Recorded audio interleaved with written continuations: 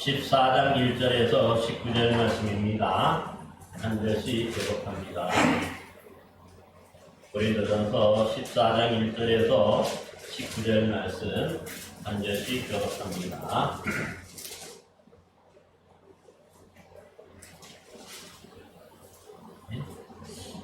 사랑을 추구하며 신령한 것들을 사모하되 특별히 예언을 하려고 하랴. 말을 하는 자는 사람에게 하지 아니하고 하나님께 하나니 이는 알아듣는 자가 없고 영어로 비밀을 말합니다. 그러나 예언하는 자는 사람에게 말하여 덕을 세우며 권면하며 위로하는 것이요. 오늘 말하는 자는 자기의 덕을 세우고 예언하는 자는 교회의 덕을 세우라니.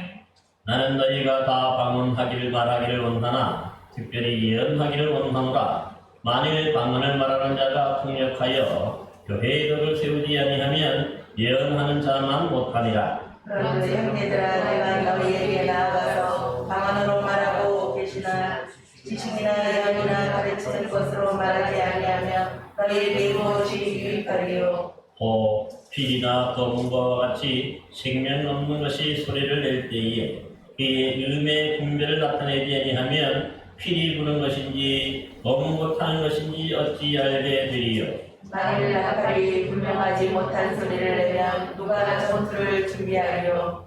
이와 같이 너희도 혀로서 알아듣기 쉬운 말을 하지 아니하면 그 말하는 것을 어찌 알리요. 이는 허공에다 말하는 것이라. 이같이 세상의 소리의 종류가 많으나 뜻없는 소리는 없나니.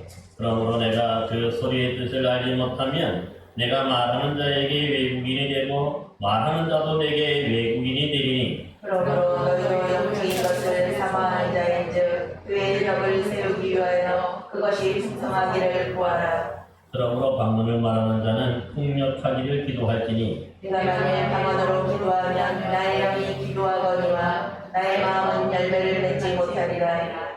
그러면 어떻게 할까? 내가 영으로 기도하고 또 마음으로 기도하며 내가 영으로 찬송하고 또 마음으로 찬송하리라. 그렇지 아니하면 내가 영으로 축복할 때 알지 못하는 처지에 있는 자가 내가 무슨 말을 하는지 알지 못하고 내 감사에 없지 아니하리요.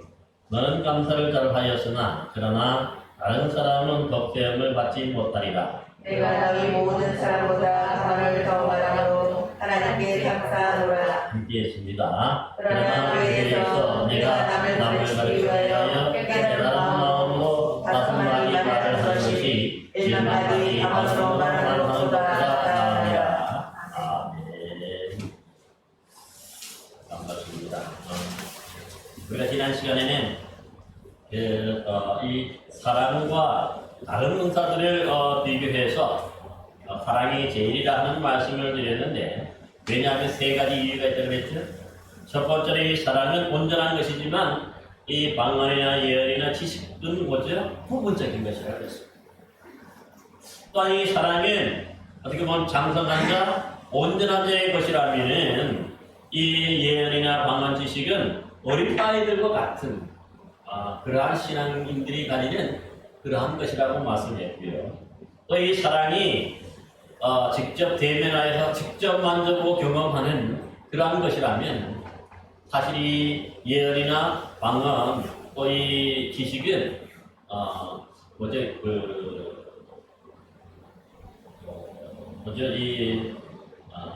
직접 대면하여 보는 게 아니고 거울로 보는 것 같이 희미하게 그냥 어렴풋이 알 수 있는 그런 것들이라는 그런 말씀을 토대로 해서 사랑이 최고고 사랑이 제일이라 하는 그런 말씀을 드렸습니다. 그렇게 우리의 삶 가운데서 이 방언이나 예언, 이 지식 은사를 비롯해서 다른 여러 가지 은사들을 우리가 많이 받을 수도 있지만 중요한 것은 뭡니까? 이러한 은사들이 뒷받침되어야 될 것이 가장 중요한 게 뭐냐면 사랑입니다. 그래서 사랑이 없이 방언을 하고 또 사랑이 없이 예언을 하고 사랑이 없이 지식이 있고 하더라도 이런 것들은 아무 소용이 없고 무익하다 하는 그런 말씀을 드렸습니다. 그러기에 이 고린도전서 우리 12장부터 우리가 계속해서 은사에 대해서 살펴보고 있는데 이 고린도전서 12장에서는 이 한 성령께서 주시는 다양한 여러 은사들에 대해서 말씀을 드리면서 우리 몸과 비유를 통해서 한 몸을 이룬다는 거죠. 이 모든 것들이 다 있어야 그것이 온전한 몸을 이룰 수 있다 하는 그런 말씀을 드렸고, 또 13장에서는 그 중에서 바로 최고의 은사가 사랑인데, 그 사랑이 어떤 것인지에 대해서 구체적으로 이 사랑과 다른 은사들을 비교해서 우리에게 말씀했다면, 오늘 우리가 살펴보는 이 14장은 이 사랑과 또한 뿐만 아니라 이 방언과 예언을 이 두 가지를 서로 또 비교하고 있어요. 그래서 이 방언과 이 예언에 대해서 오늘은 좀 더 분명하고 어떤 것들이 방언이고 어떤 것이 예언인지를 우리에게 분명히 말씀하고 있습니다. 사실 왜 이런 방언에 대한 얘기, 특별히 은사에 대한 얘기를 하는 이유가 있어요. 그 이유가 뭐냐면 당시에 이 고린도 교회에서 이 사람들이 고린도 교회 주변에는 이 그리스 헬라 철학의 영향으로 인해가지고 주로 화려하게 말을 하고 화려하고 또 논리적으로 말하고 뭔가 특별한 것들을 말하는 이런 것들이 뭡니까? 이 많은 사람들이 자랑하고 또 많은 사람들이 내세우는 거죠. 그러니까 그러한 것들이 부러운 사람들이 또 교회 안에서도 와보니까 뭔가 이 특별한 것들을 말하고 뭔가 특별한 것들 특별히 먼저 방언을 하고 하면은 다른 사람들에게 어떻게 보면 멋있게 보이는 거고 뭔가 신령하게 보이는 거예요. 그러다 보니까 여러분 잘 아는 것처럼 이 방언을 하는 사람들이 사실은 조용하지는 않지. 되게 보면 이 방언 자체가 뭐냐면은 말을 하는 것이기 때문에 사실 처음에는 작은 소리로 우리가 뭡니까 방언을 기도하고 하지만은 어느 순간에 보면 나도 모르게 그 소리가 커져가지고 큰 소리를 하다 보니까 이 혹시 방언을 못하거나 하는 사람들 또 처음 믿는 사람들이나 이런 사람들은 뭐냐면은 그 소리 때문에 그 큰 소리 때문에 기도를 하지도 못하고 사실 예배를 드릴 때도 예배 시간이 막 방광으로 하다 보니까 예배가 질서가 없고 무질서해지고 혼란해지는 거지. 그래서 이러한 부분에 대해서 뭔가 이 방언 자체가 그 당시 고린도 교회는 최고의 은사라고 생각해요. 하지만 사도 바울이 지금 계속해서 권면하는 것은 뭐냐면 방언이 최고가 아니라 방언의 최고의 은사는 사랑이고 특별히 예언과 방언을 비교해서도 이 방언이 뭡니까 예언의 은사보다 못하다 하는 것들을 우리에게 알려주고 있어요. 그래서 그 내용을 우리가 좀 구체적으로 살펴볼 수가 있는데 사실 당시에 많은 사람들이 그렇게 이 방언 자체가 우리가 사람의 소리가 아니라는 거지.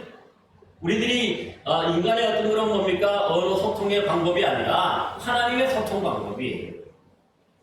그러다 보니까 이 방언하는 자체가 뭔가 이 황홀경, 뭔가 이 신앙적인 엑스타시에 올라가지고 막 하는 그런 모습이기 때문에 이 다른 사람들이 거기에 대해서 뭔가 이 선망, 뭔가 받기를 바라고 이 방문을 하면은 최고로 내가 신령한 줄로 알고 그렇게 하기 때문에 자랑하고 교만해진 거죠.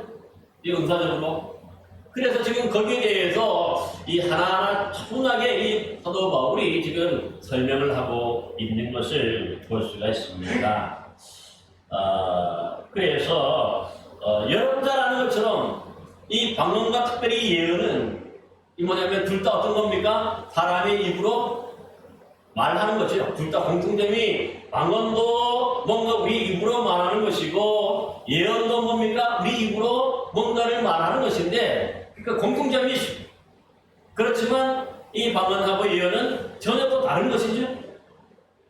그래서 이러한 부분에 대해서 오늘 본문에서는 말씀하고 있는 것입니다. 그렇게 본문 1절에 보니까 사랑을 추구하던 이렇게 13장이 이어진 말씀이죠. 계속해서 우리가 어떠한 일이 있고 어떤 은사를 사모하고 또 많이 받았다 그래도 우리가 잊지 말아야 될 것이 뭐냐면 사랑이 있어요. 13장이 이어서 계속 있어요. 그걸 우리가 바라고 사랑이 밑바탕이 되고 사랑이야말로 우리 신앙인들의 가장 기본적인 그런 뭡니까 그 삶의 방식이다 하는 것들을 분명히 이렇게 말씀하는 것을 볼 수가 있어요. 그러기에 이 사랑을 행하는 데 있어서 또 한 가지가 뭡니까? 이 사랑을 나누고 베푸는 데 있어서 그러면 다른 은사들은 필요하지 않는가? 뭐 이런 얘기가 되겠죠. 사랑만 있으면 다 되는가? 뭐 이런 얘기를 할 수 있을 거예요. 사랑이 최고니까. 그런데 오늘 이제 이 말씀은 뭐냐면 그렇다고 해서 사랑만 있어서 되는 건 아니라고 얘기하는 거지. 사랑이 가장 기본적인 어떤 그렇게 보면 우리 신앙인들의 삶이 필요한 것이라면은 이 다른 은사들도 있어야 되는데 왜 필요하냐? 그 이유가 뭘까요? 바로 이런 다른 은사들은 이 사랑을 베풀고 사랑을 뭔가 나눌 수 있는 구체적인 하나의 방법이 되는 거예요. 그래서 여러분 뭔가 신의 은사도 어떻습니까? 신의 은사가 나 스스로 갖는 게 아니죠. 하나님의 능력으로 다른 사람을 치료하고 고치는 거죠. 그러니까 이거 구체적으로 말한다면 이거 자체가 뭡니까? 사랑의 행위. 그래서 뭔가 사랑으로 뭔가 병 고치고 사랑으로 신의 은사를 베풀 때에 그것이 더 풍성해지는 거지. 그냥 사랑한다고만 해서 또 뭡니까? 우리가 일반적으로는 사랑할 수 있고 아껴주고 존경하고 배려하고 섬길 수 있지만은 또한 이 신의 은사가 있으면 어떻습니까? 그 이웃을, 사랑의 대상인 이웃을 그들의 병을 고쳐주는 거니까 한 단계 더 성숙하고 좀 더 그 사랑이 풍성하게 나타낼 수 있는 방법이고 길이 되는 것을 볼 수 있어요. 예언도 마찬가지, 우리 한편 보겠지만 이 예언도 똑같은 거죠. 예언도 뭡니까? 내 스스로 하는 겁니까? 예언은 누구를 향해서 하는 거예요? 오늘 잠시 뒤에 살펴보겠지만 예언도 사람들을 향해서 하는 거죠. 사람들에게. 하나님의 말씀을 받아서 내가 사람들에게 말하는 것이 예언이죠. 그러니까 그 예언을 구약 성경에 보면 그래서 선지자들이나 이런 분들이 예언을 말할 때를 보면은 항상 그들에게 필요한 게 뭐냐면 그 영혼을 불쌍히 여기는 사랑이 있어야 된다는 거죠. 그래야 하나님의 말씀이 그들에게 사랑으로 전달되는 거죠. 왜냐하면은 요나 선지자처럼 40일 후에 이 니느웨가 하나님의 벌을 받게, 진노를 받게 돼서 심판을 받게 될 것이라고 선포를 하게 되는데 이럴 때 요나는 사랑이 없었지. 사랑을 행하지 않고 그 원수의 나라가 망하기를 바라는 마음인데 하나님은 전하라 그러니까 이 요나는 그러니까 뭡니까? 건성으로 전하지 사랑이 없이 전하지. 그러면 안 된다는 거죠. 만약에 정말 그 하나님의 말씀대로 요나가 이 사랑하는 마음, 그 영혼들을 뭡니까? 회개하지 않으면 죽으니까 하나님의 진노를 받아 멸망당하니까 어떻게 뭐가 필요합니까? 그들이 향한 한영을 향한 사랑으로 이 하나님의 말씀, 예언의 말씀을 그들에게 전해야 그 진짜 전달되는 하나님의 마음이 전달되는 거죠. 그러니까 이 심판 자체도 뭐냐면은 사실은요 사랑이 하나님이 우리를 사랑하시기 때문에 그들로 깨닫게 하시고 그들로 돌이키게 하시고 그들로 회개하게 하기 위해서 뭡니까? 심판을 내리시는 것이죠. 그러니까 이것뿐만 아니죠. 뭔가 지식을 얘기할 때도 말씀의 은사, 지식의 은사도 있다 그랬죠. 앞에 12장에서 이런 은사들도 얘기할 때 어떻습니까? 지식은 자기 혼자 가지는 뭔가 게 아니라 다른 사람에게 또 모르는 사람에게 또 이것을 전하는 거죠. 그러니까 이 지식이 내가 많다고 자랑하고 이렇게 사랑하는 마음 없이 이렇게 전하면 어떻습니까? 교만하다 그러는 거죠. 저 사람이 자기가 이 지식이 높다는 것을 자랑하는구나. 그러면 그것 자체가 사실은 나누기에 온전하지 못한 거죠.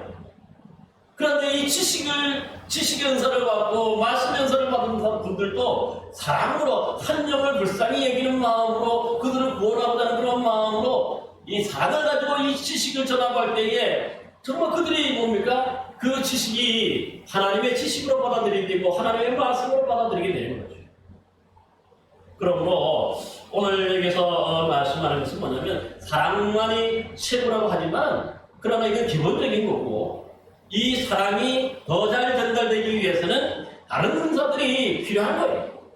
이러한 다른 은사들을 통해서 하나님의 사랑이 더욱더 그들에게 구체적으로 더욱더 풍성하게 전달되고 또 선포할 수 있게 되기 때문에 다른 은사들이라는 사실은 뭐냐면은 거기에 하나님의 사랑을 전하는 하나의 수단이고 방법이 되는 것을 볼 수가 있습니다. 여러분 교회는 이제 로마서 14장 12장에 보면은 또 뭐 국민의 은사도 있고 구제의 은사도 있고 다른 은사들도 있어요. 근데 우리가 구제하고 할 때도 뭡니까? 다른 사람들을 사랑하는 마음, 그것이 기본적으로 거기에 담겨져 있어야 진짜 그 구제가 되지. 근데 다른 사람에게 뭔가 이런 사랑 없이 뭔가 내가 가지고 있는 과시하고 그렇게 하면 어떻습니까? 그 구제를 받는 사람이 기분 나쁘게 되는 것도 볼 수가 있어요. 그러니까 이 통로가 상당히 뭐냐면 사랑이 있어야 이런 구제의 은사라든가 이런 국민의 은사라든가 뭐 이런 가르치는 은사도 마찬가지인데 이런 모든 것들이 더욱더 잘 전달됐습니다. 그런 뜻으로 말씀하는 것을 볼 수가 있습니다. 그러기에 오늘 본문에 보니까 여러 가지 그런 신령한 은사들이 많이 있지만 뭐라고 얘기합니까? 최고의 은사라고 생각했더니 방언의 은사보다도 예언을 하라고 얘기해요. 예언을 하라. 왜 이 예언을 하라고 할까요? 우리 한번 본문 봅시다. 우리 본문 2절 4절 말씀을 우리 한번 같이 한번 읽어봅시다. 14장 2절 4절 2절에서 4절까지 한번 읽어봅시다. 시작. 방언을 말하는 자는 사람에게 하지 아니하고 하나님께 하나니 이는 알아듣는 자가 없고 영으로 비밀을 말함이라. 그러나 예언하는 자는 사람에게 말하여 덕을 세우며 권면하며 위로하는 것이요 방언을 말하는 자는 자기의 덕을 세우고 예언하는 자는 내 덕을 세우나니 합니다. 여기 보면 그러니까 방언과 예언을 서로 비교하는데 세 가지를 비교합니다. 이게 첫 번째 2절에 보면 뭐에 대한 비유냐면은 이 방언의 대상과 예언의 대상이 다르다. 여러분이 방언은 영으로 비밀을 말하는 것이기 때문에 근데 여기서 영으로 비밀을 말한다고 그러는데 이게 무슨 뜻일까요? 이 비밀이라는 말이 일반적인 비밀 그런 의미가 아니라 뭔가 신비한 것이 아니라는 뜻이에요. 여기서 말하는 비밀은 뭐냐? 방언은 사실은요 사람이 알지 못하는 거죠. 방언은 사람도 몰라. 그게 무슨 뜻인지 몰라. 하나님께만 하는 게 방언이죠. 그러니까 하나님과 뭔가 내 영혼은 어떻게 보면 이렇게 교통할 수는 있지만 다른 사람들 알지 못하기 때문에 뭔가 나누기는 나누는데 기도하기는 기도하는데 서로가 모르니까 뭡니까? 사람들이 다른 사람은 몰라. 그러니까 그 자체가 뭡니까? 시크릿. 비밀이 되는 거죠. 알아듣는 사람이 없고 깨닫는 사람도 없다는 거예요. 그렇기 때문에 뭐예요? 그거 자체가 시크릿, 비밀이라. 그래서 비밀이라고 표현하는 거고, 그러니까 이 방언 자체는 사람에게 말하는 것이 아니고 분명히 말하죠. 하나님께 대상. 하나님 앞에서 하는 거지, 사람들에게 하는 것은 방언이 아니라는 것을 우리가 여기서 기억해요.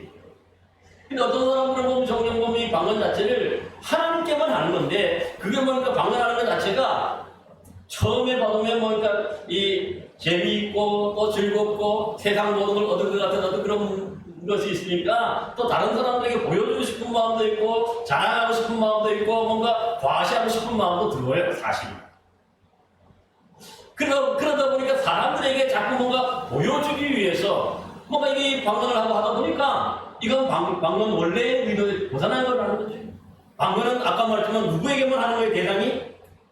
하나님에게만 하는 거예요. 그러니까 하나님 앞에서만 하는 거지 사람들에게는 하라는 거예요, 말하는 거예요. 그러니까 사람들에게 향해서 사람을 대상으로 하는 것이 아니면 분명히 알아요. 오케이? 그런데 예언은 뭐예요? 예언의 대상은 누굽니까? 하나님입니까? 아니. 이 예언이라고 하는 것 자체가 조금 전에 말씀드렸지만은 하나님의 말씀, 계시의 말씀을 받은 사람이 사람들에게 알려줍니다. 사람들에게 말하는 거죠. 그러니까 이 예언의 대상은 누구냐면 사람들. 그 안에는 믿는 사람도 있고 믿지 않는 사람도 그 속에 포함되어 있는 거지.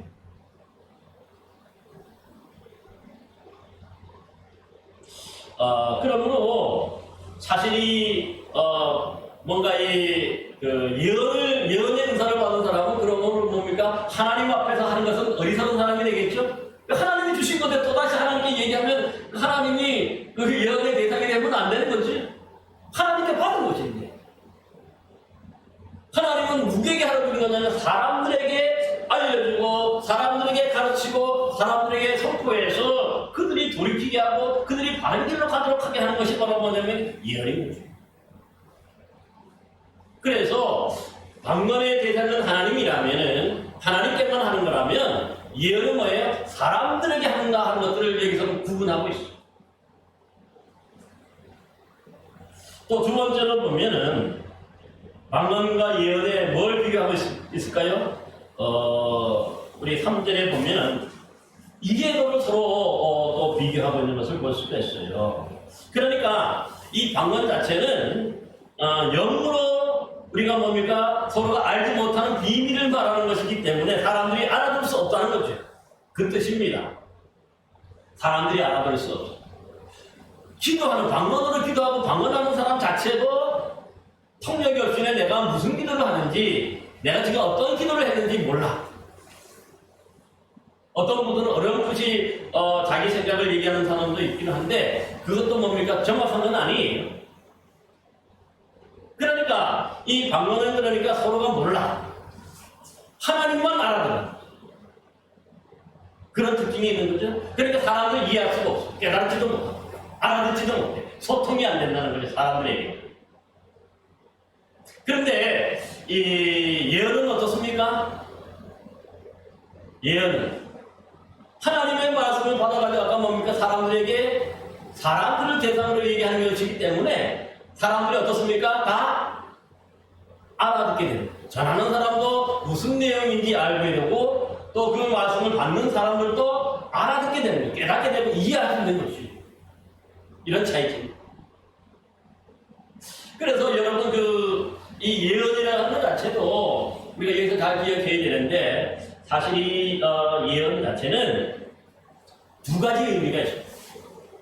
우리가 예언을 할 때 보통은 뭡니까? 뭔가 장래일, 지금 현재 일어나지 않는 미래에 일어나는 일들을 하나님께 받아가지고 사람들에게 알려주는 그런 행위를 우리가 예언이라고 하고 우리가 보통을 예언하죠. 그렇게 얘기하죠.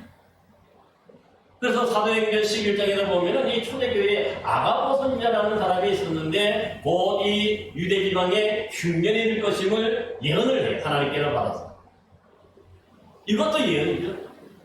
그런데 이것만 예언이 아니라 하나님께 받은 말씀 자체가 미래의 일만 받는 게 아니라 하나님의 말씀 이미 과거에도 말씀해 주셨죠.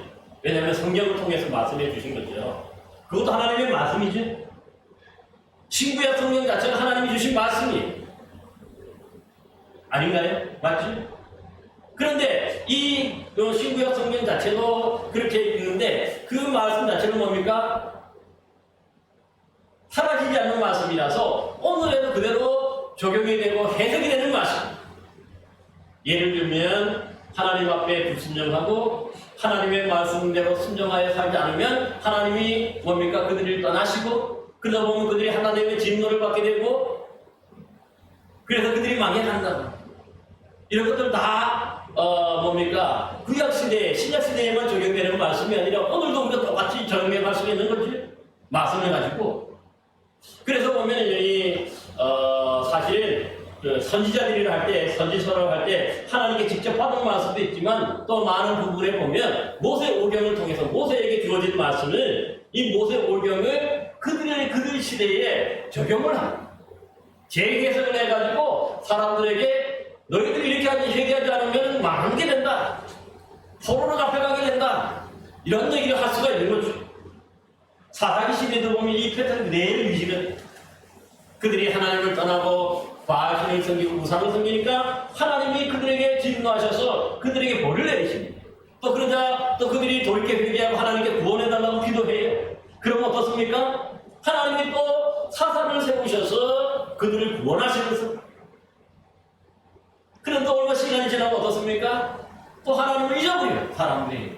그리고 또다시 우선 분별하니까 또 하나님이 그들을 심판하시고 이것이 계속해서 반복되는 것을 그게 바로 사사입니다. 마찬가지로 오늘날 우리가 구약 신약 성경 말씀이 있는데 이 말씀 자체를 오늘에 우리가 다시 해석을 하고 또 적용을 해서 그래서 오늘날의 말씀 메시지를 이렇게 전하는 것 그게 바로 또 예언이에요. 신약 성경에서 나오는 주로 예언은 아가보 예언 외에는 대부분이 보면 디모데에게도 그렇고 안수할 때 장로에서 예언의 말씀을 받았다 이렇게 표현하거든요. 그러니까 설교 말씀도 그러니까 설교의 말씀이라고 생각하면 돼요.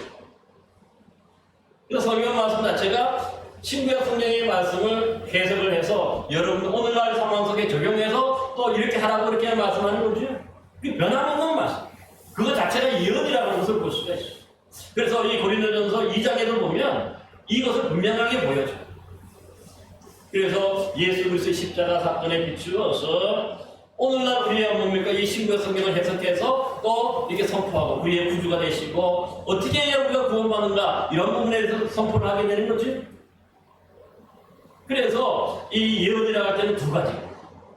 미래의 일을 얘기할 수 있지만은 또 미래의 일만 얘기하는 게 아니라 오늘의 성경 말씀을 중심으로 해가지고 오늘날 재해석해서 또 교회의 문제라든가 또 성도들의 어떤 삶의 모습 속에서 그대로 적용을 하여서 선포하는 거예요. 또 어떤 사람들은 보면 그래서 뒤에 나오면 여기 보니까 그렇게 얘기하죠. 3절에 보면은 예언하는 자는 사람에게 말하여 덕을 세우며 권면하며 위로하는 것이다. 그러니까 여기 보면 권면하고 위로한다는 말이 중요한데 이것이 뭡니까? 우리 성도들에게 적용하는 말씀이기 때문에 그래요. 왜냐하면 하나님의 말씀에 비추어서 다른 길로 가고 잘못된 길로 가니까 어떻습니까? 야, 하나님 말씀 이렇게 하면 이렇게 너 이렇게 하면 망하는 길이고 이렇게 하면 죽음의 길이니까 그렇게 하면 안 되고 회개하고 돌이켜서 하나님 바로 믿고 바로 섬겨야 돼. 이게 뭡니까? 그 사람들에게 하나의 예언이잖아요.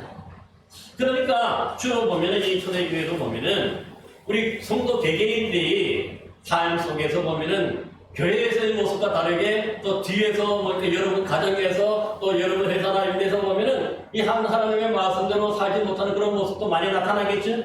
그러니까는 그런 부분에 대해서 하나님의 말씀을 이것이 예언인 거죠. 너 이렇게 하면은 망하는 길이야. 너가 구원받으려면은 이렇게 하면 안 돼. 그러니까 그것 자체가 바른 길로 가도록 가르치고 권면하게 됩니다. 때로는 뭡니까? 또 우리가 너무 이 죄 가운데 살다 보니까 나 같은 사람은 구원받을 수 없는가 봐. 나는 도저히 불가능한 사람인가 봐. 이렇게 할 때 뭡니까? 하나님의 말씀 또 뭡니까? 그들에게 위로하는 거죠. 우리 같은 죄인을 위해서 예수님이 이렇게 오셨잖아요. 그러면서 그들을 위로하는 말씀으로 위로하는 거죠. 어려움을 당하고 힘들어하는 사람들 또 뭡니까? 하나님의 말씀을 그분들에게 적용해가지고 이 말씀으로 그들을 위로하고 그들에게 뭡니까? 소망을 가지게 만듭니다.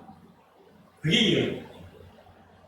그래서 이 신약 시대에서 이 예언을 할 때는 주로 미래에 대한 얘기를 하기보다도 말씀이 선포하는 것보다도 성경 말씀을 그 교회 그 상황에 맞게 다시 해석해서 그들에게 다시 선포하고 전하는 것, 그게 바로 예언인 것을 볼 수가 있습니다. 그렇게 이 두 가지는 차이가 있어요. 이 방언하고 예언 분명히 차이가 있죠.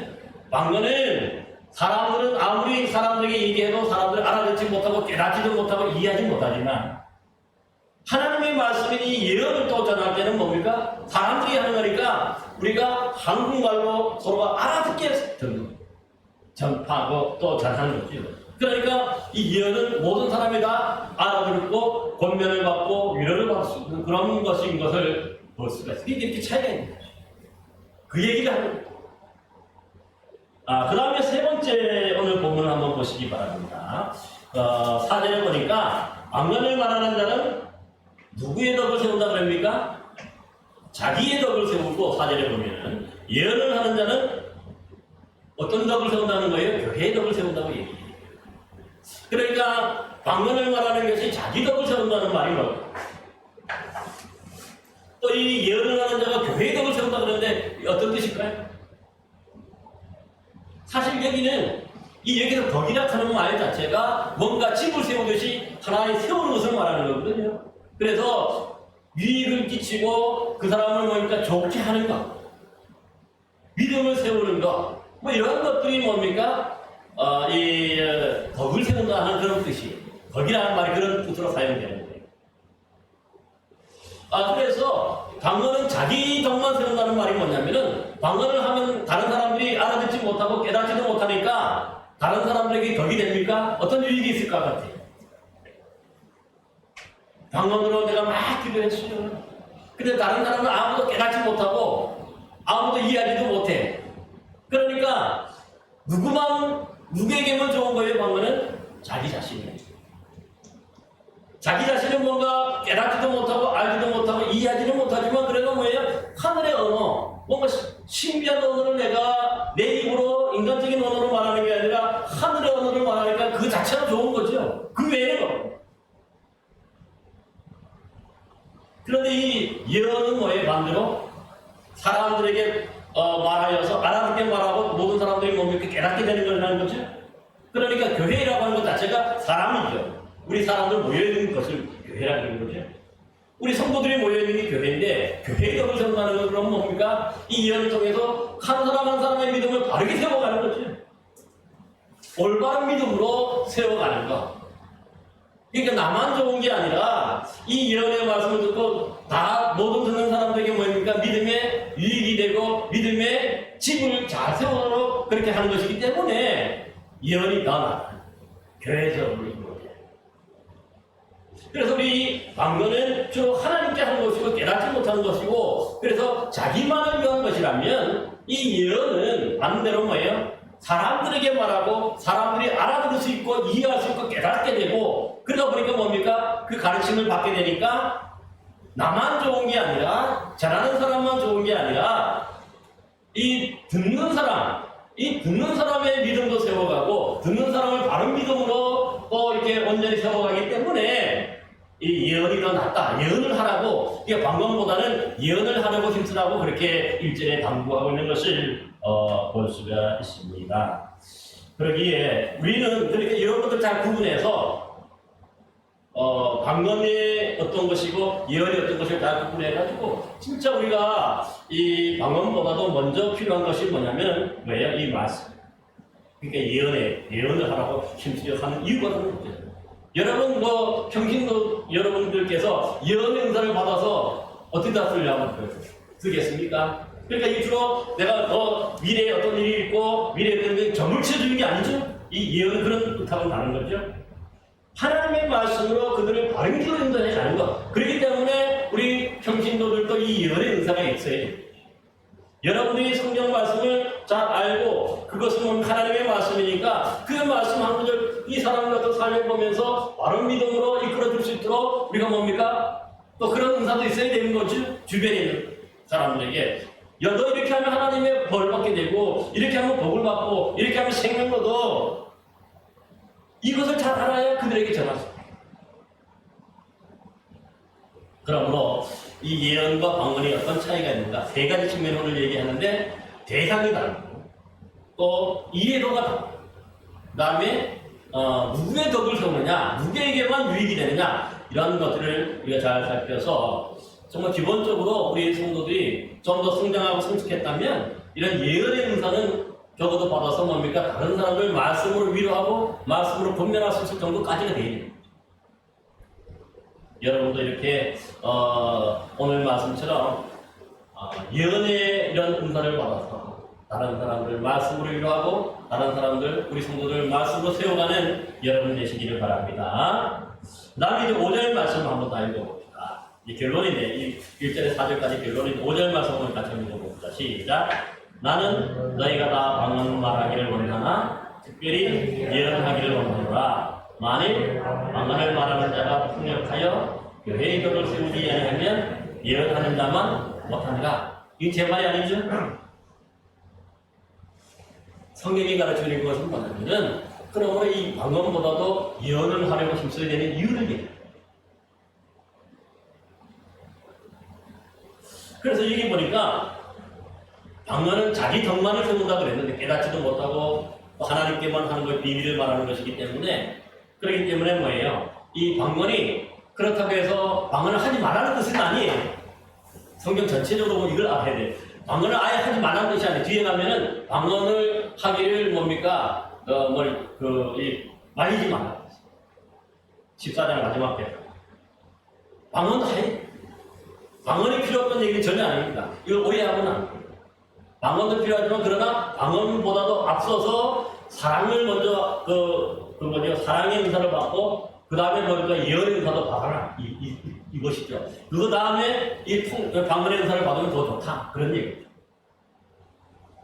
하나의 순서도 볼 수가 있는 것을 우리가 볼 수가 있고요. 근데 이 개인을 좁게하고 개인의 유익만 끼치는 이런 방언이지만은 이것이 교회 전체 우리의 덕을 세우는 그러한 좋은 방편도 될 수가 있는데 어떻게 하면 된다는 거예요? 단순히 방언을 할 때 방언만 말하지 말고 내가 방언할 때 누구를 세우라는 거죠? 방언을 통역할 수 있는 사람을 세워. 이 얘기가 무슨 뜻일까요?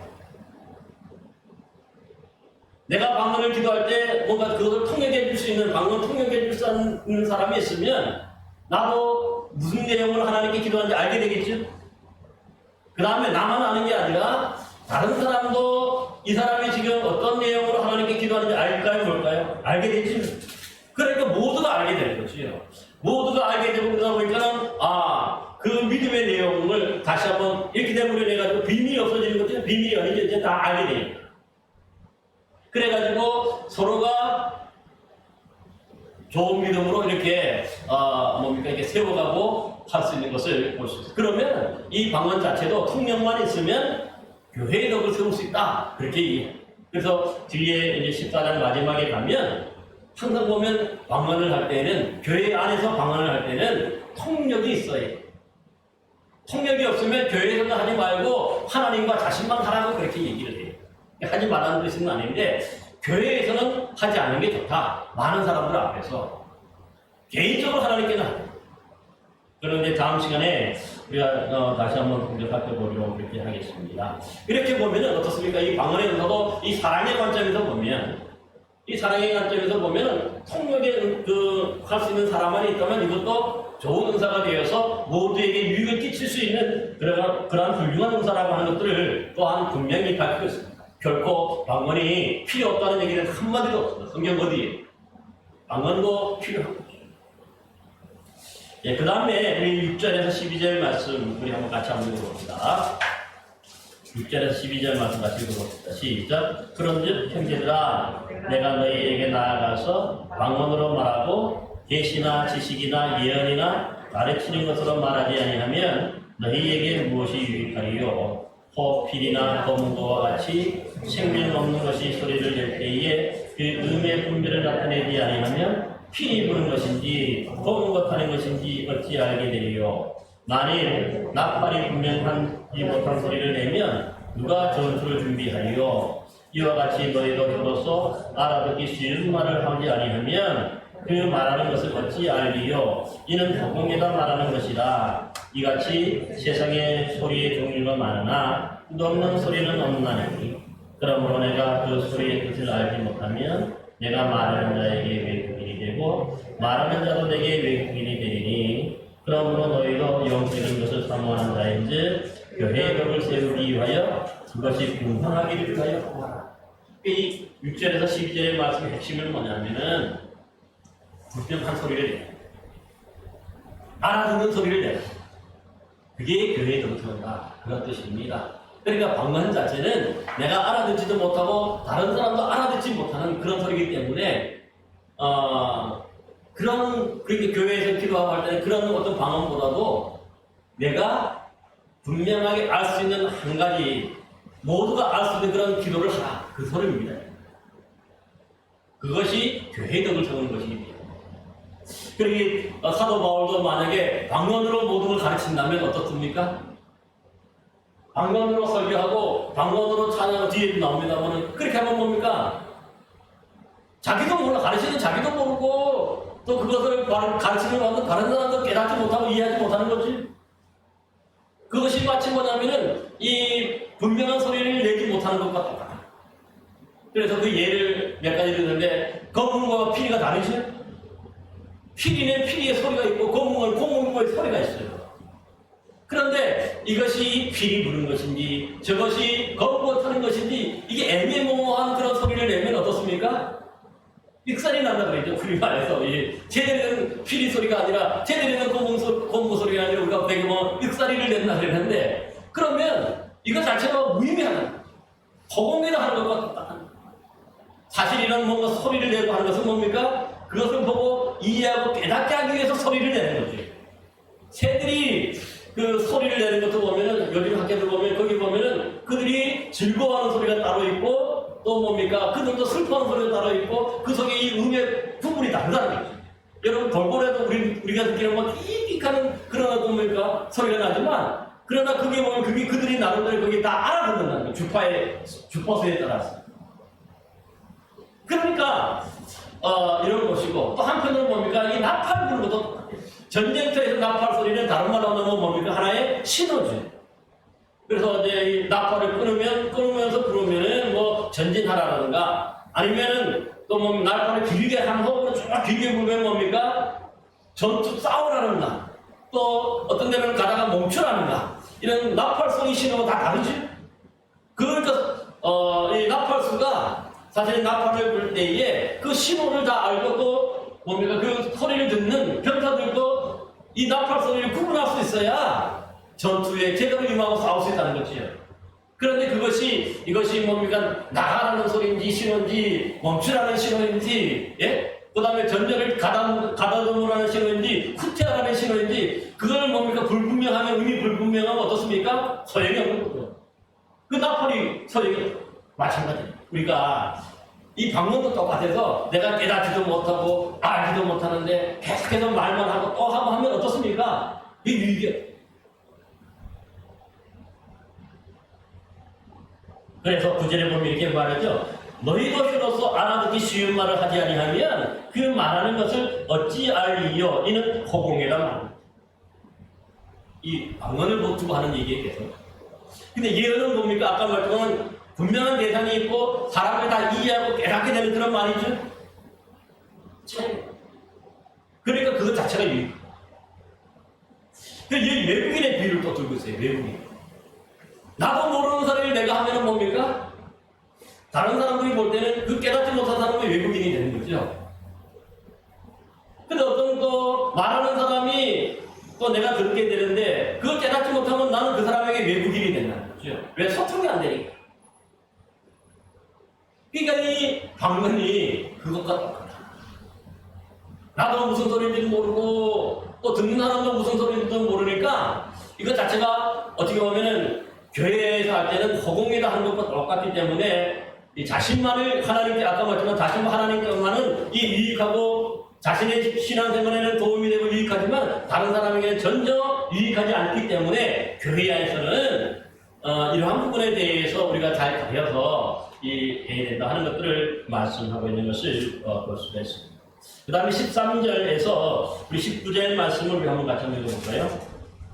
우리 13절에서 19절 말씀 같이 한번 읽어봅시다. 시작. 그러므로 방언을 말하는 자는 통역하기를 기도할지니 내가 만일 방언으로 기도하면 나의 영이 기도하거니와 나의 마음은 열매를 맺지 못하리라. 그러면 어떻게 할까? 내가 영으로 기도하고 또 마음으로 기도하며 내가 영으로 찬송하고 또 마음으로 찬송하리라. 그렇지 아니하면 내가 영으로 축복할 때에 알지 못하는 처지에 있는 자가 내가 무슨 말을 하는지 알지도 못하고 내 감사에 어찌 아멘하리요. 너는 감사를 잘하였으나 그러나 다른 사람은 덕세음을 받지 못하리라.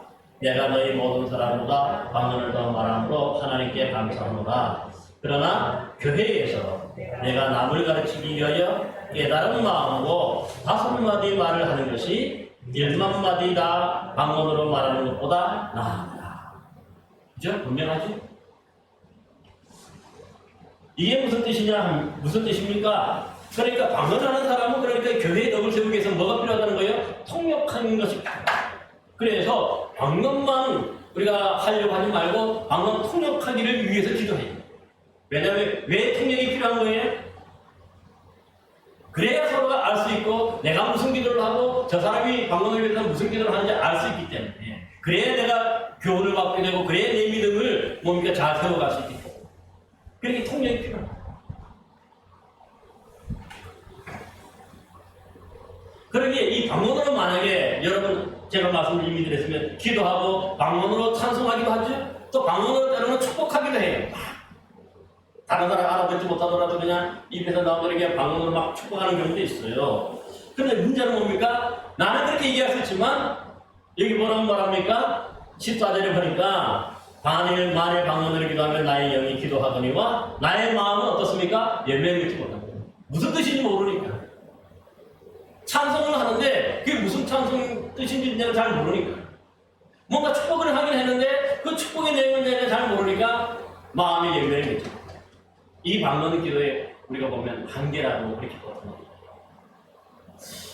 그렇다고 해서 내가 방언을 하지 않을 수는 없으니까 뭡니까? 마음으로도 우리가 찬송하고 마음으로도 기도하고 또 입술로도 방언으로도 찬송하고 다 해야 그래야 우리가 할 수 있는데 이 방언으로만 우리가 찬송하고 방언으로 뭔가 이게 했는데 막 기도했는데 우리 흔히 말해서 우리 교회에 아멘을 많이 하죠. 기도할 때도 그렇고 뭐 이 설교할 때도 아멘을 하는데 아멘이 뭡니까?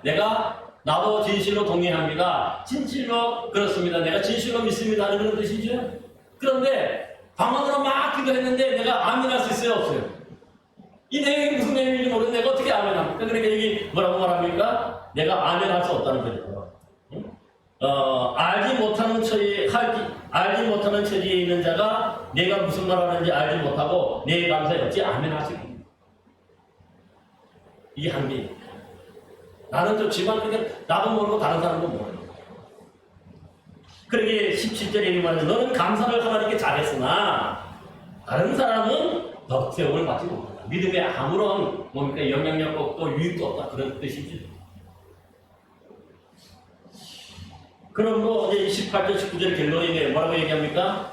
내가 너희 모든 사람보다 방언을 더 말함으로 하나님께 감사한다. 그러니까 이 사도 바울 자체도 방언에 대해서 이미 잘 하고 있고 잘 알기 때문에 이렇게 구체적으로 얘기했습니다. 방언에 대해서 잘 모르는 분들은 이런 설교를 잘 못해요.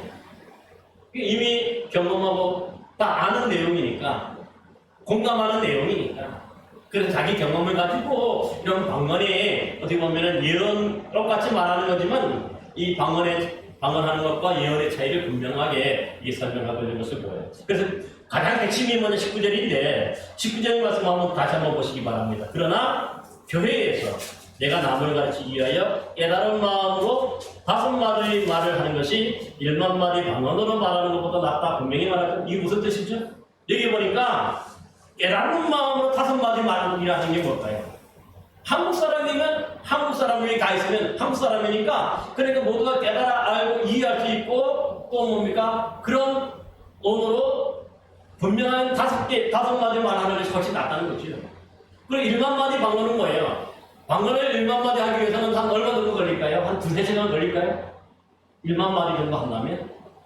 그러니까 오랫동안 방언을 막 열심히 기도했는데 예? 그렇게 1만 마디 한 2-3시간 정도 기도했다고 칩시다. 방언으로. 그렇게 기도하는 것보다도 오히려 분명하게 깨닫고 내가 이해하고 하는 그 뭡니까? 한국말로 우리가 서로가 알아볼 수 있는 한국말로 이렇게 기도하고 찬송하고 하는 거 훨씬 낫다고. 그렇지만 아까 말했지만 뭡니까? 방언이 필요하다는 얘기는 아니. 뒤에 가면 방언도 반드시 방언하기를 힘쓰라고 말하기를 금하지 말라고 39절에는 분명히 얘기해요. 14절 39절 방언도 필요하지만 그래서 방언에 대해서 방언은 어떻게 하는 게 좋겠다. 그런 어떤 규범을 보여주고 예언은 어떻게 하면 좋겠다 하는 규범도 보여주고 있어요. 그거는 아마 다다음 시간 정도에 아마 여러분에게 말씀을 드리게 될 것 같습니다. 그럼 오늘 결론이 뭘까요? 사람들의 생각으로 볼 때는 사실 이 방언이 어떻게 보면 좋아 보이고 뭔가 신령해 보이고 뭡니까 특별해 보이지만은 실질적으로 보면은 자기 자신 외에 다른 사람들이나 교회에는 유익이 없어요. 그렇지만 똑같이 말을 하는 이 예언은 뭐예요?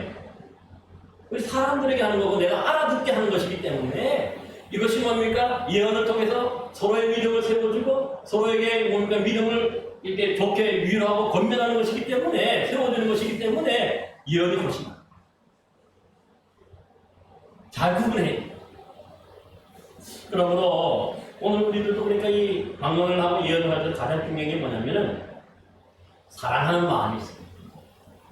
우리 교회인들을 사랑하는 마음이 있고 다른 사람을 사랑하는 마음으로 이렇게 할 때에 그럴 때에 뭡니까? 그 속에서 이 말씀을, 예언의 말씀을 통해서나 또 방언의 통역을 통해서 서로가 은혜받게 되고 그 믿음이 이렇게 세워져 가고 바른 믿음으로 이렇게 세워져 가게 되는 것을 볼 수가 있습니다. 그래서 여러분도 방언의 은사를 받은 분들 분명히 있고 하지만은 그런 가운데서도 이게 좀 구분할 수 있으면 좋겠어요. 이렇게 해서 우선적으로 여러분들이 방언을 받아서 그래가지고 우리가 교회 전체가 모였고 정치 앞에서는 방언으로 기도하는 것보다도 한국말로 기도하는 그래서 못해요. 그래서 저는 뭐 우리 권사님이 새벽마다 오셔서 그렇게 기도할 때도 뭐냐면 그분에게는 가르친 게 뭐냐면 방언도 필요하지만 꼭 뭐 필요 없다고 또 금해서는 안 되지만 한편으로 보면은 한국말로 여기 오늘 19절 말씀대로 분명한 깨닫는 말 5마디 하는 것이 성경에 훨씬 낫거든요. 그러니까 그런 훈련도 돼야 돼요. 자꾸 방언을 하다 보면은 한국어로 우리가 알아들을 수 있는 언어로 기도할 수 있는 걸 자꾸 잊어버려요. 그런 경향이 있어요, 사실. 그렇기 때문에 우리가 이 두 가지를 다 할 수 있어야 되는 거겠죠. 나 혼자 하나님 앞에 있을 때 집에서라든가 교회에서도 혼자서 이렇게 하나님과 내가 기도할 때는 방언으로 얼마든지 기도하면 내가 그 기쁨 자체가 있고 깨닫지는 못하고 알지는 못하지만 또 하나님이 주신 은혜가 있어요.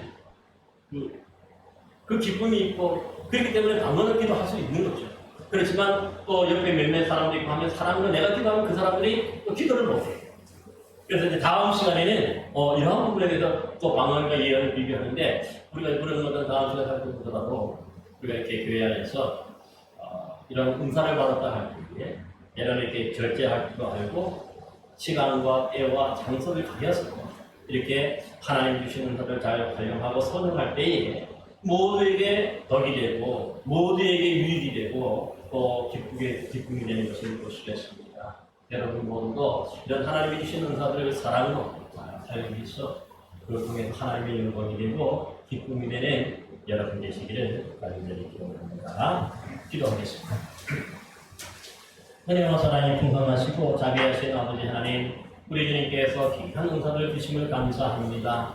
이러한 은사들을 정말 시적절하게 때와 장소에 따라서 잘 선용하고 잘 사용함으로써 또 하나님의 영광이 되고 하나님의 기쁨이 되게 하여 주시고 하나님의 그 사랑을 더욱더 증거하고 더욱더 잘 나누는 때에 부족함이 없도록 채워 주시옵소서.